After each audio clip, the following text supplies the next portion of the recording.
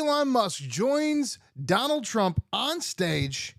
The number one story of today is, I guess, all of the Sunday media continuing to bring us back into the election of 2020. My name is Alex R. Wagner. My news cycle ends at 5 p.m., so you remember that. Any videos you see after 5 p.m. Eastern Time will be the next day.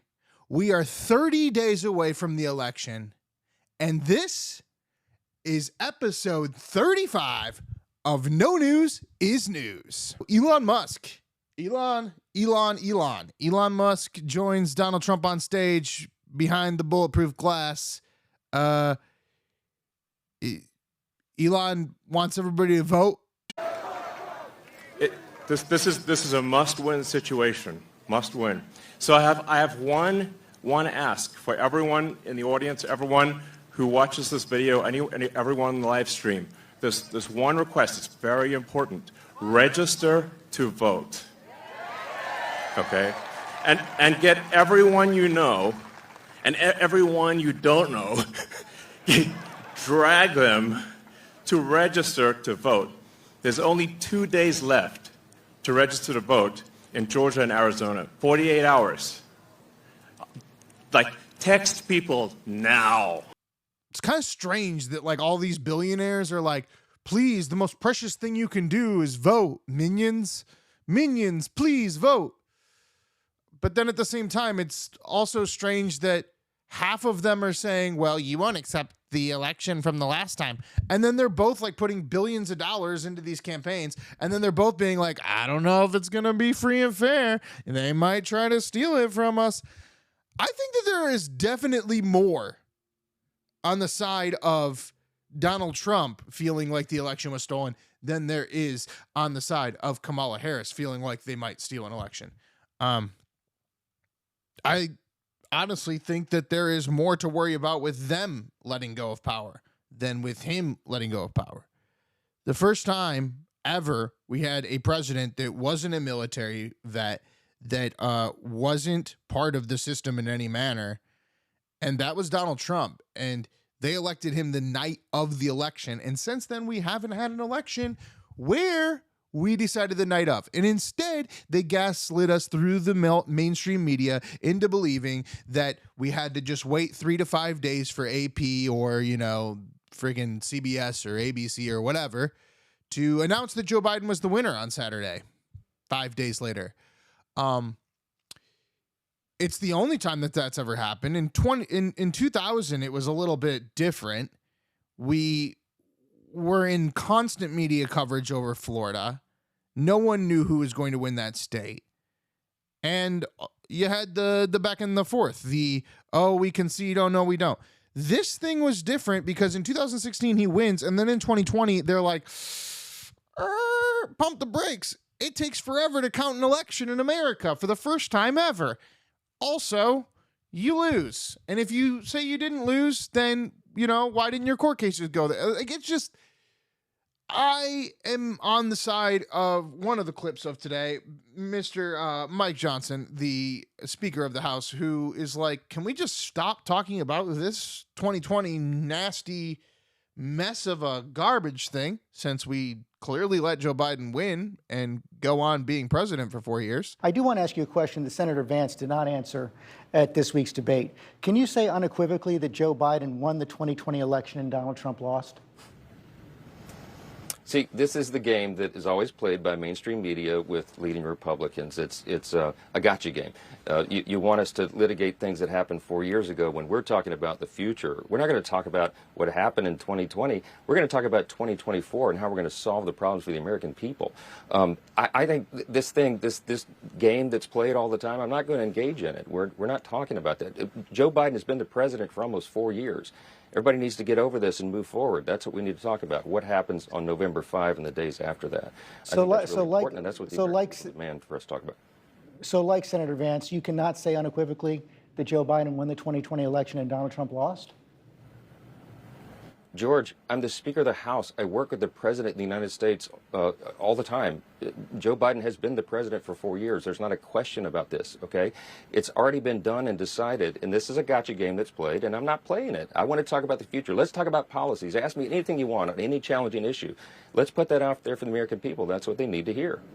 Well, it's President Trump who every single day, former President Trump, at just about every rally is saying that the election. And, you know, we're clearly putting billions of dollars into this election as well. So I think if Elon is on stage with Donald Trump begging people to text their neighbors to vote in Georgia, that they believe that the election can be won and that it is free and fair. But without further ado, let's get into it. The fact check madness that was this Sunday in regards to just pummeling different Republicans, making sure that they answer the question that JD Vance wasn't able to answer on the debate stage almost a week ago. Did Donald Trump lose the 2020 election? Let me talk about where we are right now, because we are 30 days away from an election. So let's look ahead to how Donald Trump will respond to the results of this election. Polls, of course, show that it is very, very close. It could go either way. Is there any circumstance in which Donald Trump would accept a defeat and concede?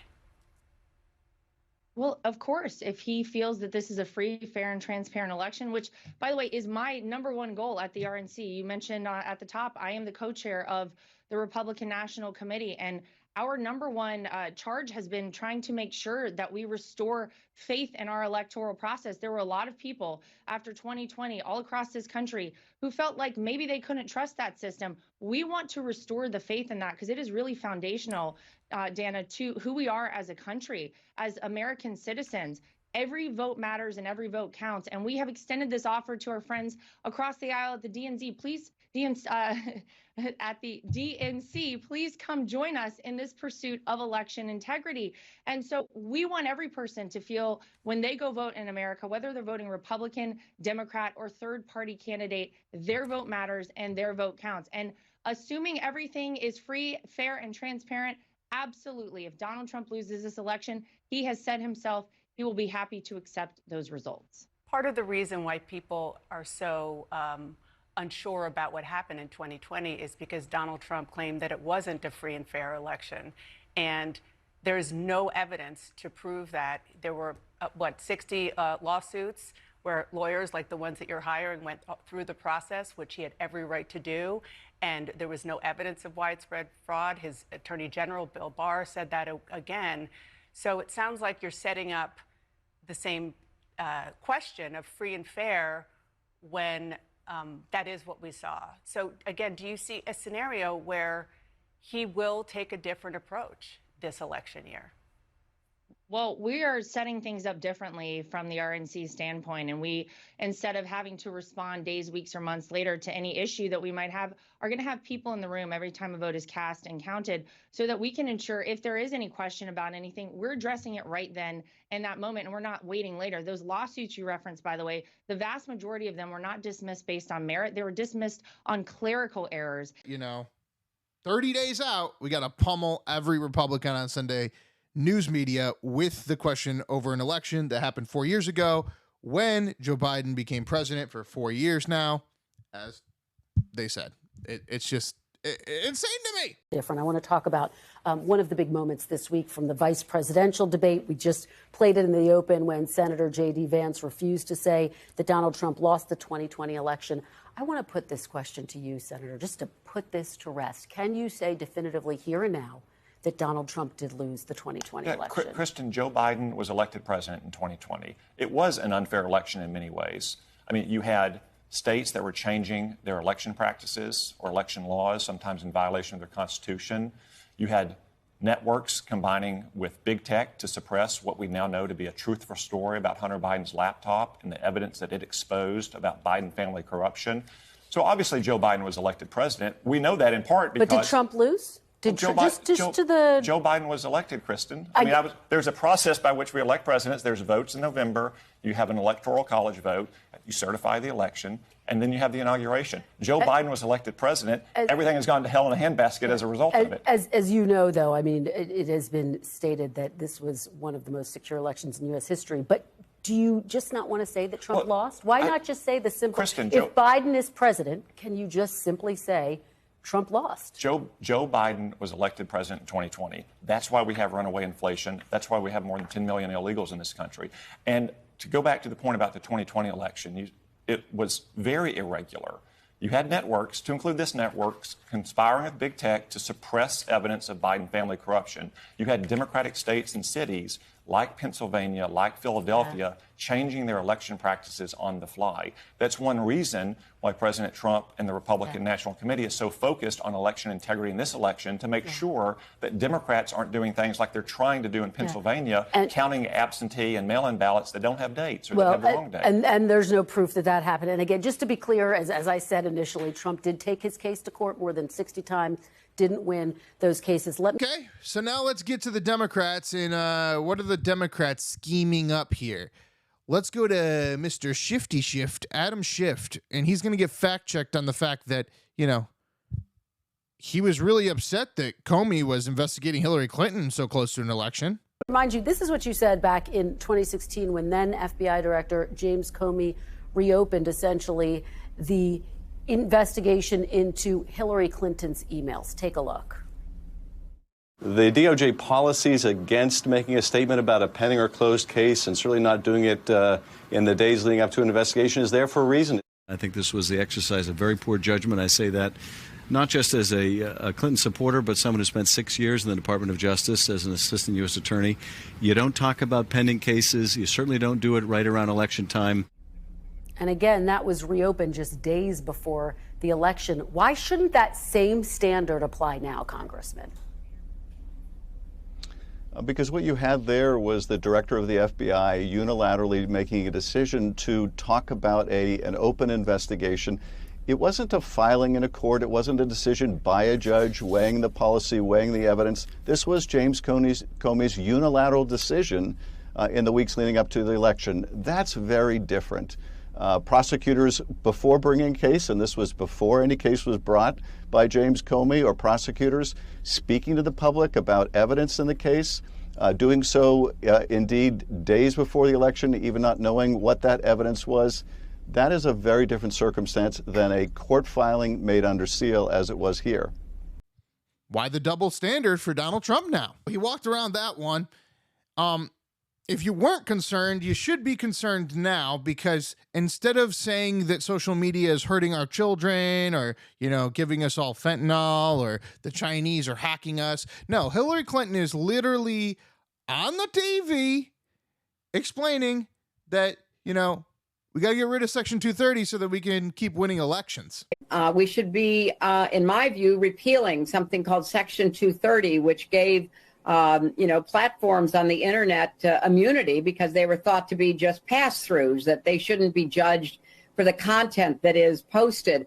But we now know that that was an overly simple view, that if the platforms, whether it's Facebook or Twitter X or Instagram or TikTok, whatever they are, if they don't moderate and monitor the content, we lose total control. And it's not just the social and psychological effects, it's real harm. Right? All right, now that we're done with all of the nonsense of the 2020 election that was and wasn't and who cares? I mean, put out a damn documentary and shut up. We all have an opinion, right? Christmas in Florida. It's a movie that's mostly about COVID policies, but it's available on Tubi and Plex, and it's about me moving from Manhattan to Orlando, Florida during the pandemic, and guess what? End of the movie, January 6th. So check that out if you want to see the nonsense that I cooked up. But I dropped that movie in 2021. I'm not sitting here in 2024 hoping that people keep talking about it like the mainstream media about 2020 now. On to the next subject, though, which is what our news was about yesterday. Our main story yesterday was all about fact check FEMA. Fact check FEMA. it's insane to me because it's like 1 in every 5 Americans knows somebody that lives in the states of Georgia, North Carolina, or South Carolina. Okay? 1 in 5 American citizens knows an individual that was affected by this hurricane. And everyone on the TV, everyone on the radio is spending all of their time trying to explain away that I guess it's false that FEMA spent a lot of money on illegal immigrants over the last year. It's an anecdote. It's an election comment, like the comment of the election. Like you're like, hey, you guys spent all this money over here and now you kind of need it over here. And they're like, actually, it's different, even though it goes to the same organization and we, do these soft bills every once in a while for emergencies. I mean, we can go back to the whole like war contest situation with every single hurricane. Every time a hurricane hits in America, we're like, hey, amount of money that we just sent overseas, amount of money to fix up this hurricane. And it's never more money for the hurricane. It's never more money to actually have people on the ground fixing the hurricane. And if you know anything about just politics in general, it's all about job growth. It's all about getting people jobs so that they feel like you as a politician are doing well. Well, tax credits, the movies, all of that stuff is an incentive. Warmongering, the military industrial complex, that's all a thing. But you know what also can, as a politician, benefit you even more than those two avenues and job growth? Emergency relief. Like literally, I saw it with Hurricane Ian and Ron DeSantis. It was like that shit hit the coast, and a second later, there's thousands of people on planes in Orlando. And guess what? I'm making money as an Uber driver. The FEMA people are making money getting the rental cars and driving the rental car. The rental car companies are making money. Everyone is making money off of the benefit of trying to fix actual destruction by weather, an enemy that we should both be aligned with. The mountains and help people. It is bad. Where is our federal government? Why are they out of money? It is bad there, but my question is about the misinformation, particularly the notion that they are moving money to migrants, to, you say, undocumented migrants, which FEMA says flatly is not true. And if people are not getting correct information, then they can't go for assistance as they have been asked for. I just want to quickly play with Senator Tom Tillis. Let me just say for 1 second. Go ahead. You have migrants being housed in luxury hotels in New York City. We have paid so much money from our tax dollars into the crisis that didn't need to happen. We could redirect money to help people immediately on the ground in North Carolina or in Florida, where we're probably going to have a situation coming up in the next several days. That's a separate tranche of money. That's a separate tranche of money. I want you to listen to. I want you to. This migrant crisis hasn't been a disaster for every American. It is a big problem, but that has nothing to do with the people in your home state right now. I want you to listen to what the Republicans. And here's Tim Cotton answering the same question about FEMA. My broader question to you, I think, is about this misinformation. Do you think this is a time to put falsehoods aside, like the idea that FEMA funds are being redirected to migrants, which is just not true? Well, it is true that FEMA and the Department of Homeland Security have been spending billions of dollars on migrants. Now, I understand some people say they're separate funds, but we just passed a short-term spending bill. It's very common for the administration to come and ask for permission to move money between funds, especially to prepare for emergencies. And second, I would note that this administration seems to have no problem finding money when they want to spend it on their priorities. When they need hundreds of billions of dollars to pay off student loans for graduate students in gender studies programs, they somehow find it. When it's trying to get helicopters to deliver food and water and cellular service and life-saving medicine into these mountain valleys, they somehow can't seem to find the money. So again, more fact check, actually fact check. We would like to cut away here. In fact, she literally explains how she's wrong and then doesn't want her to answer and then is like, hurry, cut to the clip so that we can continue to, bait everybody into one opinion here as fact. Over at CNN. It's insane. I don't even know if it's the people or if it's the companies or what, but quit drinking Kool-Aid on one side or the other. It's interesting. You can be polarizing, but you don't need to be. You can just be interested in what's happening. You don't have to have an opinion and try to gotcha one side. You want to know what Donald Trump thinks of all these illegal immigrants because of this FEMA stuff? Well, on stage, he said that he's going to shove the illegals back into the countries where they came from. He's going to shove them, probably shove them up their butt.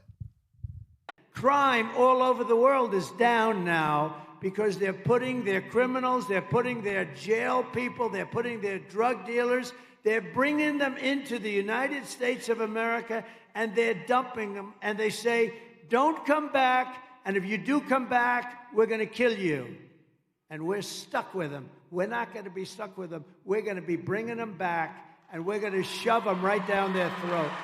They should have never been allowed to be here. So they're pounding everybody on the Sunday programs over the 2020 election, over the fact check FEMA.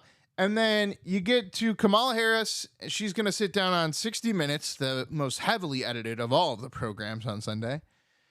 And they're going to ask her a question, and she's going to give them a better question. Do we have a real close ally in Prime Minister Netanyahu? I think, with all due respect, the better question is, do we have an important alliance between the American people and the Israeli people? And then later, earlier, I don't even know, then Kamala Harris was asked if she's really in control of Israel. And again, let's ask a different question.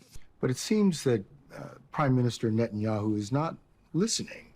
Well, Bill, the work that we have done has resulted in a number of movements in that region by Israel that were very much prompted by or a result of many things, including our advocacy for what needs to happen in the region. Now looking down here, we got a fact check on, I think it's Meet the Press. This is the most ridiculous one. No, this is Face the Nation. So this is CBS that did this one.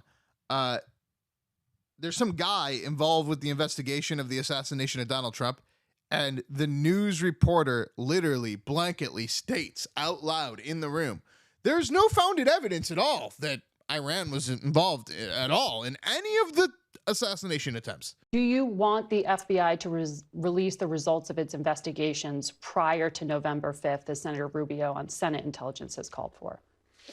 It's investigations into the assassination attempts. The two assassination attempts at this point, which are not substantiated to have any ties to the state of Iran or to political actors at this point. Well, actually, then it really can't be said that there, saying that there have been no substantiated ties doesn't mean that the investigation has concluded that there are no ties. And I want those investigations to come to a conclusion and determine whether or not either of these plots have any nexus or connection to the active plot the administration is saying that Iran is plotting and attempting to kill Donald Trump, which, again, this administration needs to make clear to Iran that would be an act of war and needs to have a very strong response from the administration. Yep, already cleared up. We already figured it out. It only took 2 weeks, and investigation's not done. But hey, doing it.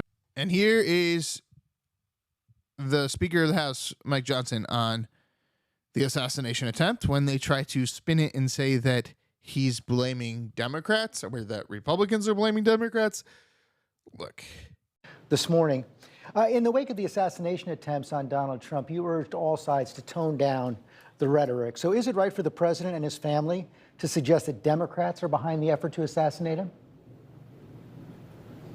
I just saw the clip. I was at an event in Texas last night, so I didn't watch all the remarks from Pennsylvania. I will tell you, I talked to President Trump right after it, and he was pleased. They had a massive crowd there and a lot of enthusiasm and energy. But I didn't hear all the comments. I don't know the context. The clip that I just heard that you just played there, George, I don't think they're saying that the Democratic Party tried an assassination attempt. I think what they're alluding to is what we've all been saying.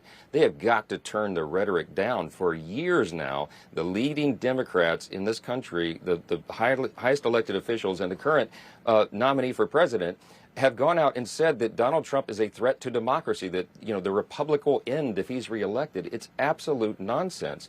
And they have incited dangerous people to do dangerous things. The rhetoric has. I think that is a fact that's objective that everybody can agree to. We do need to turn the volume down. We have to have vigorous debates about policy, but not take it to that level. No one involved in this is a threat to the republic.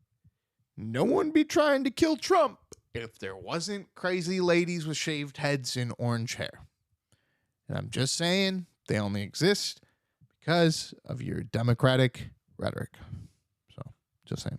In other news today, I guess P. Diddy might have shot Tupac. That's crazy. Did your investigation include Sean Combs back then when you were working with Tupac's mom? Yes, and the reason it did is the very night that I'm talking about. In 1994, at that recording studio, Sean Puffy Combs was there. And, you know, if you look at what occurred, Tupac gets into an elevator and is shot 5 times, which they are calling a robbery. Well, you and I both know you ain't got to shoot somebody 5 times to take their jewelry and their money. Right. He is literally a fish in a barrel. And when they start shooting at him, you know, Sean Puffy Combs and his entourage of 40 are unharmed, unthreatened. How does that make sense to anybody? That one person is going to be robbed and not the other 40. Who would have had more money and jewelry? 40. Right. But that's not what happened. I mean, it's incredible, all this detail that people are talking about again now. One of my biggest clips that went viral on this show is from the Dana Carvey, David Spade podcast, where Dana Carvey on the spot starts thinking about how he would impersonate Joe Biden. And now Dana Carvey is literally on SNL doing an amazing Joe Biden. Mama, it's Joe Biden. I can't talk right now. Tell him I'm not here. No, like he's in the room. Oh.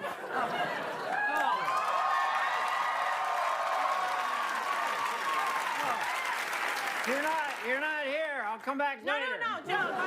Come in. Have a seat. It's nice and dry.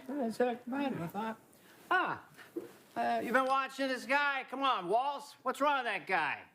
He's crazy. Get your facts straight, Jack. You gotta hit him with a no joke. Here's the deal. Let me be clear.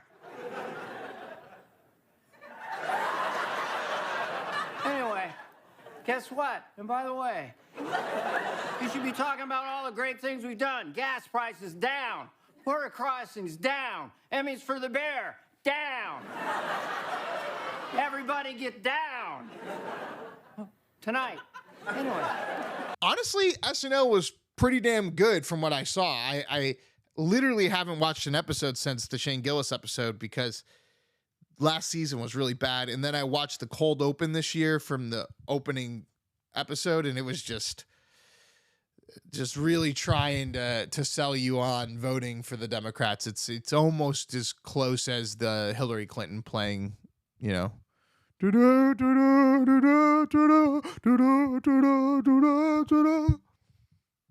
yeah, that was really bad on SNL. But they've been doing good.